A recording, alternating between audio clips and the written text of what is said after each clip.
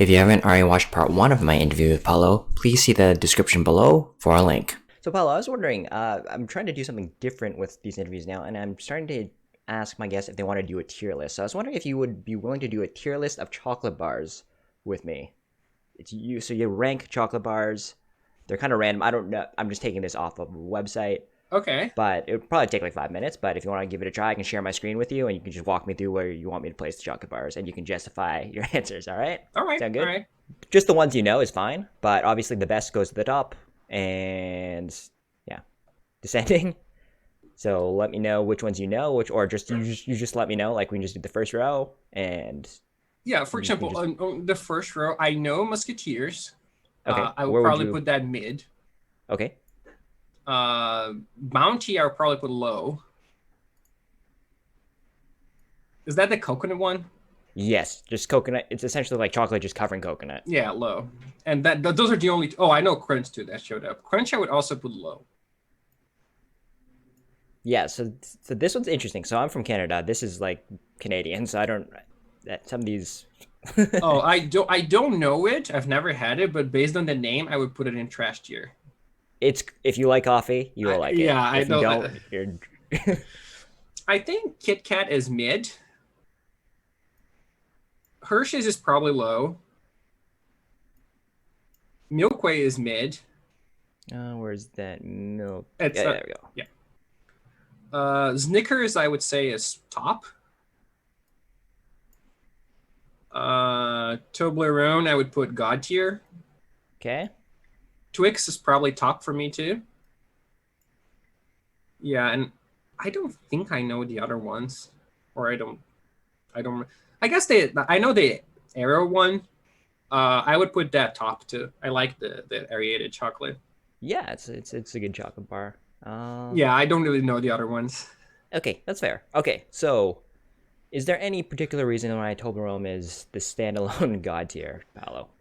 Well, I just off the ones that are there, I Yes. think it's the best because, for example, I compare it to like a bar, like Milka, Mm-hmm. right? A Milka bar. I think to me that would be better than all of these chocolates up Mm-hmm. to Toblerone.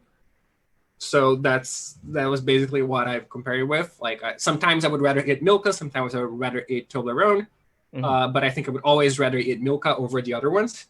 Mm-hmm. So I think Toblerone is very good. I think it's a good mix of crunchy and the flavor is very good with the honey in it, and also Mm-hmm. there's white Toblerone that's very good too. So I like it a lot. I don't know why exactly, but I think it's a good mix of things that makes it better than just plain chocolate, right? Whereas Mm-hmm. with the other ones, sometimes I don't even.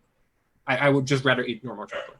Like if you go to Paolo's Twitter, it's a lot of magic, and then I would say interspersed between is a lot of pictures of dessert, and those desserts probably have Nutella in it. Can you just tell us how you? What's the story behind Nutella? Was it just something you ate as a kid and then just Guido, or I mean, what was the moment kind of there's thing? really no story. I just like it a Okay. lot.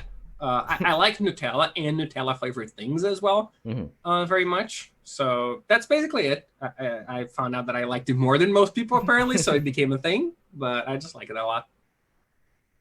Okay.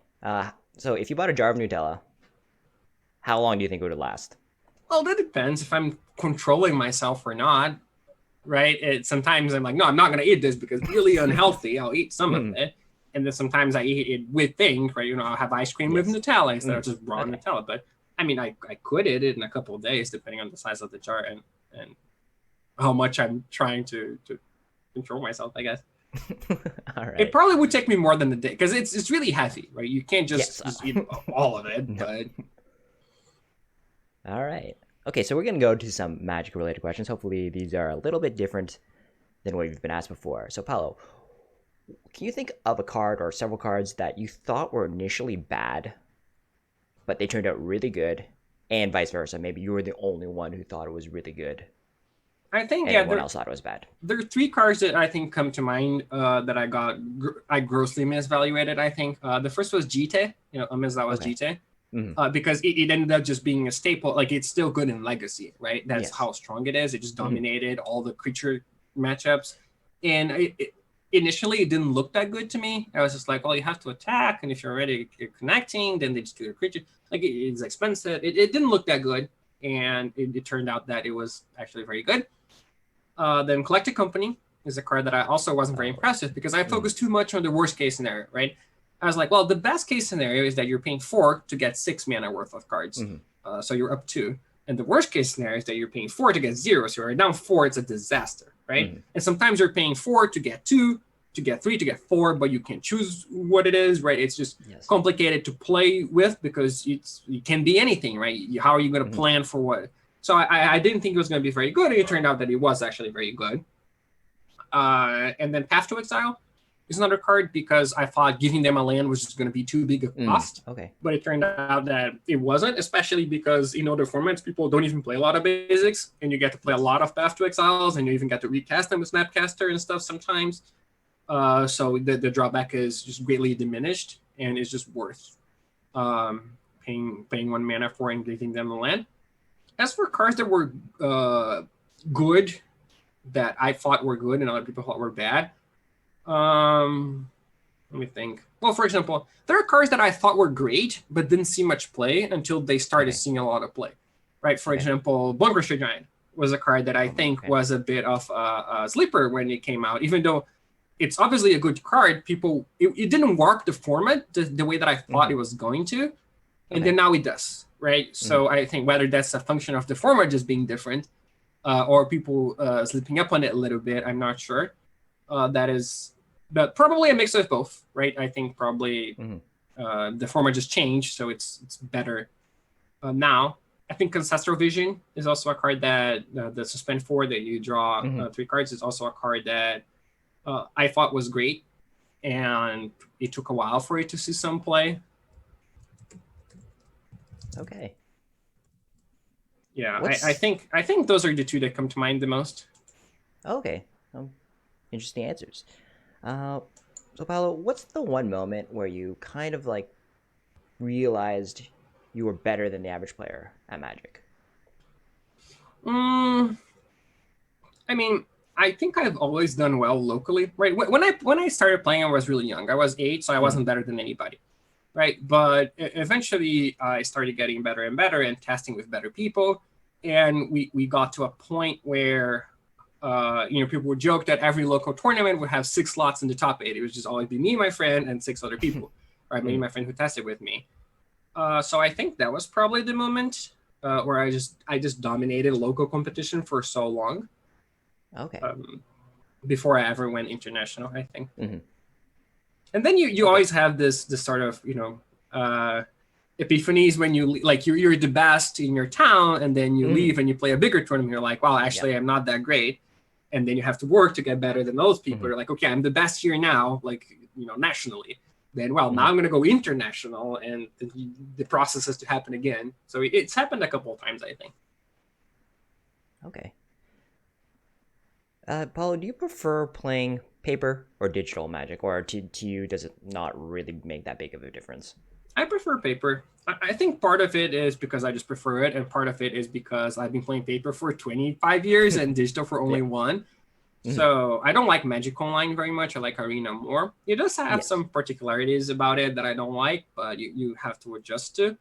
So yeah, I think I would say that my answer is paper, but I don't hate digital right now either.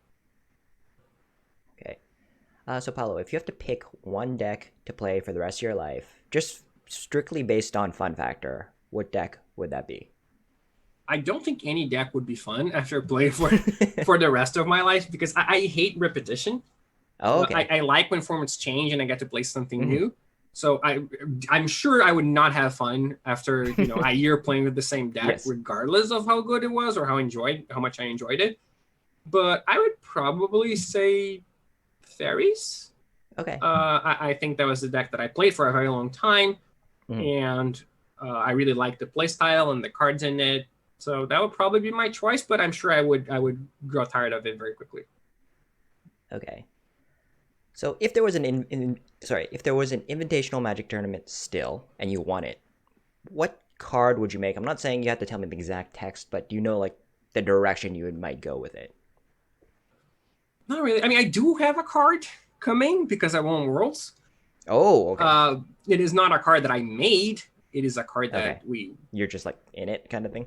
yes, and but we talked about it, right? Okay. I didn't submit them a card. It was Mm-hmm. most the other way around. Like they, but I can't talk about it. It's top That's secret. fair. Can't say anything That's about it. completely fair. Other than it's going to have my face in it, which it will. It's Hmm. great. I don't know. I would like to have a card that is widely played. Like I think that would be my main priority. I Hmm. wouldn't like to make a card that no one wants to play with, right? So I want a card that is going to see a lot of play forever. Hmm. So ideally, it's a card that is good enough to see play in modern, in legacy, Hmm. because obviously standard, like it lasts 2 years, Yeah. right? And then everyone Exactly. forgets about it. Mm. I want a card that people will not forget and will still have reason to play even like 5 or 10 years down the line. That would be my main Mm. priority. As for what the card does, I don't really care. Okay. Color preference? Do you think? I Can you think think of one? blue would probably be my Okay. choice. I think blue Okay. has the most outs to see play for a long time, Yes. and I just like blue the most. Blue is my favorite color, so it would probably be blue. That's fair. Is there another aspect of another TCG, whether that be paper or digital, that you think would be a good implementation for Magic? And good implementation. It's tough because everything comes with like checks and balances, right? Hmm. So, for example, I like the mulligan system from Hearthstone, where you can keep any number of cards that you want and mulligan the other ones, right? As opposed to mulliganing Oh, your whole yes. hand. I Hmm. think that's Hmm. really cool and opens up a lot of different strategies. But I don't know if it would just work for Magic or not because it might just be too good for Yes. combo, for example, Hmm. or like for aggro decks who get to decide what your hand looks like, right? So I haven't really thought about it that much. There is one aspect of bridge that I really really like, but I think it would be impossible to implement in Magic. But very philosophically speaking, is the fact that Okay. the game is duplicated. I don't know how much you know about bridge or the people listening know about bridge or watching. But in bridge, most of the tournaments, they're teams of 4 people, and Okay. the game is completely duplicated. So 4 people play in one given board: 2 people from team A and 2 people from team B. Hmm. And then you are north south position with your team, and the other team is east west, right? And then in another room, there is the opposite of your team. So my pair is playing in east west position, and the Hmm. pair of my opponents is playing in north south positions, and they have the same cards that I do, Okay. right? So the both rooms will play the exact same cards, but in reverse positions, Okay. and the goal is to do better than the other team with the same cards. So it doesn't really matter if you, for example, you're like, oh, I got all the aces, my hand is great. Mm. But that doesn't matter because on the other table, your Yes. opponent is going to have all the aces exact the Hmm. same way that you do. And your goal is Hmm. to make more points than they do. So if you Hmm. score 100 and they score 150, you actually lost, even though you scored positive, right? So that is super interesting. It eliminates a lot of the variance in the game. Obviously, Hmm. there's still variance in other ways, right? But it does mean that it would be interesting if like someone else was playing the exact same match as you, and you're like, oh, I'm stuck on one land, right? Hmm. But did I do better than the other people that were stuck in the exact same position as me, right? I don't have to have won. I just have to have played better than the other people, and that is considered a win. I think that is Hmm. a really cool thing, but obviously impossible to implement in Magic.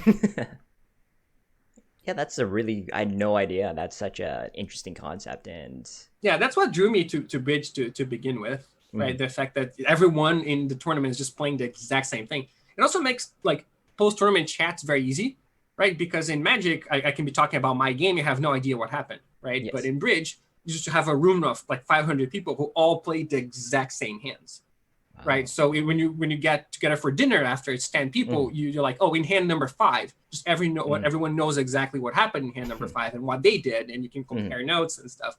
So it's actually very interesting from the social aspect too. Cool. Okay, so I read in that Star City article, the one about your journey, you talked about you wanted Lord of the Pit to work. That was kind of like your pet card. Mm-hmm. But then, like moving forward, you said to yourself, if I want to win, I can't have pet cards. However, I'm just gonna ask: has there ever been, since then, cards that you wanted to work? Maybe not like a pet card, but you just said, "Oh, this card's really cool. I kind of want to get it to work." Has there been cards like that where it didn't quite make the cut all the time? Yeah, there have been many cards that I thought like, well, this card has a lot of potential, but then Mm-hmm. the potential ended up not being realized.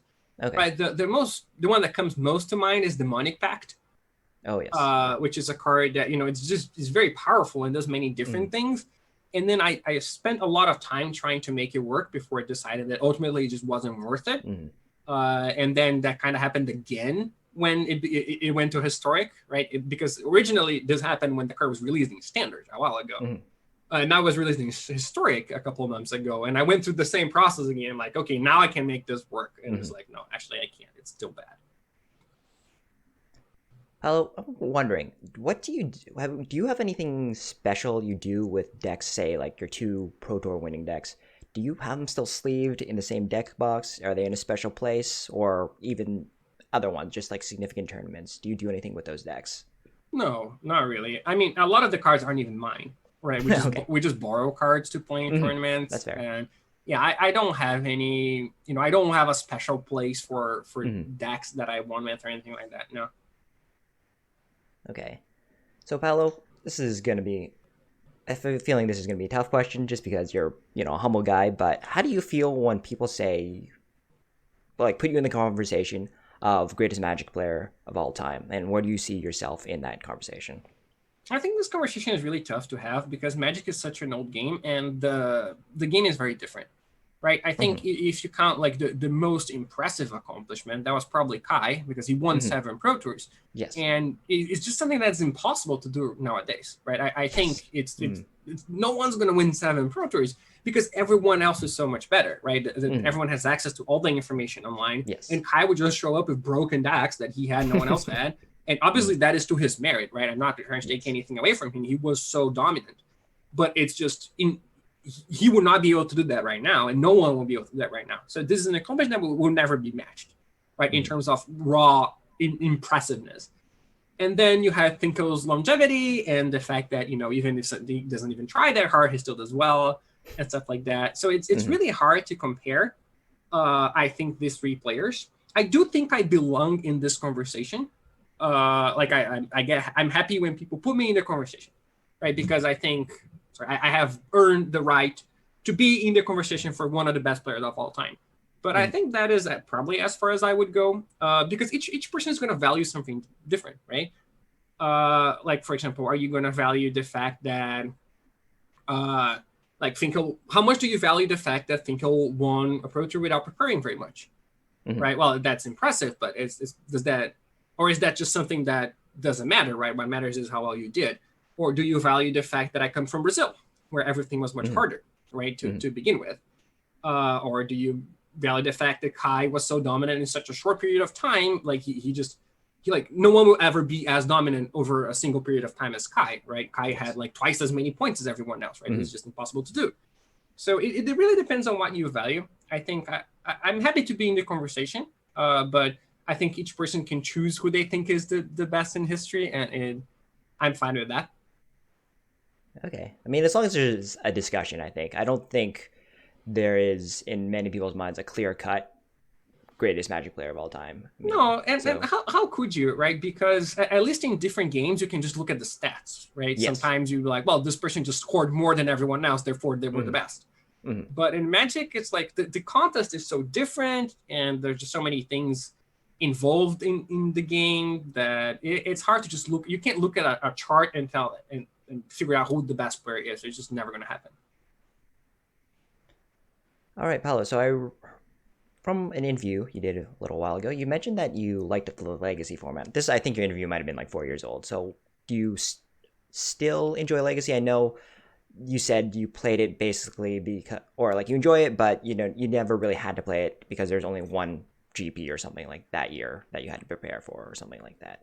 Or, Yeah, I haven't played Legacy in a long time. I still do enjoy it when I play it. Right, mm, I think it's always a fun format to play. But I do play like once every 3 years or something because I mostly only play formats that are gonna have tournaments coming up, that's fair. right? Because I need to practice for these tournaments. So if there are no important legacy tournaments, I'm not gonna be playing legacy. That's just the reality of it. Mm, But yeah, I still like it when I do play it. okay. Where would you like to see the game of Magic go, say in the next 5 to 10 years? I would love for Magic to become more mainstream. I think, right now the people who are good at Magic are just famous in the Magic community, Mm, but they're not famous in any other community, right? mm. We're not superstars or anything like that, Yeah. right? People who don't play Magic have no idea what Magic even is, right? Mm-hmm. I would like for it to be more common, right? For example, like think like chess. Again, chess is not this super. It's not even the super accessible game. Like most people don't play chess, right? But everyone knows chess. Everyone knows what Mm-hmm. chess is. People can understand what it means to be a great chess player. There's a TV show about chess, right? That just like the Queen's Gambit that just came out like a month ago or something, and everyone watched that. It was great, right? So I would love for Magic to have something like that. I would love for Magic to have its version of Queen's Gambit that would just Mm-hmm. make it more popular with the general public. And it doesn't even have to be the fact that, I don't want everyone to start playing, because I know the game is not for everyone. Mm-hmm. It's a complicated game and people don't like that, and that's completely fine. But I would love for Magic to be in a spot where everyone understands what Magic is Mm-hmm. and can recognize Magic things, even though they don't themselves play Magic. Okay. So, is there anything else you want to achieve in Magic or and in life, just in your lifetime? Magic accomplishments? You're good? Obviously, if you as long as you're competing, you do want to win, yes. But you're world champion. You've won pro tours. Is there anything else you'd like to achieve? And Hall of Honestly, Famer. no. I mean, obviously, I would like to still do well, and Yes. I wanna have Magic be my profession for as long as I Mm-hmm. can, and that requires doing well, right?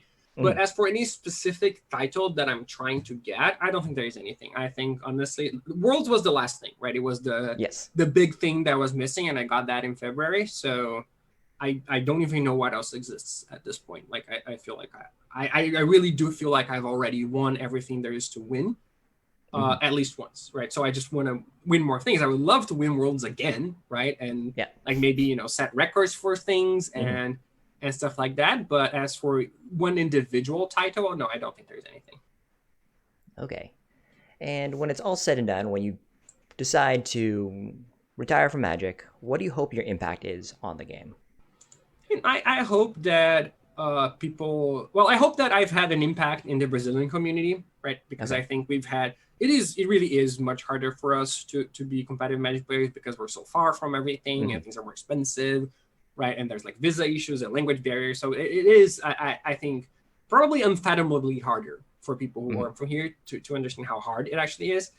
So I would hope that if I've inspired Brazilian players to just try this and do well and actually succeed, I think that would mean a lot to me. And I would also hope to be remembered by my body of work, right? Because I think a lot of people who are good Magic players, right? There are so Mm-hmm. many world class players, and Yes. a lot of that is subjective too. You're like, oh, who's the best player? Like, no one really knows, right? This is Mm-hmm. just we're just arguing because we're arguing, but we will never find a solution.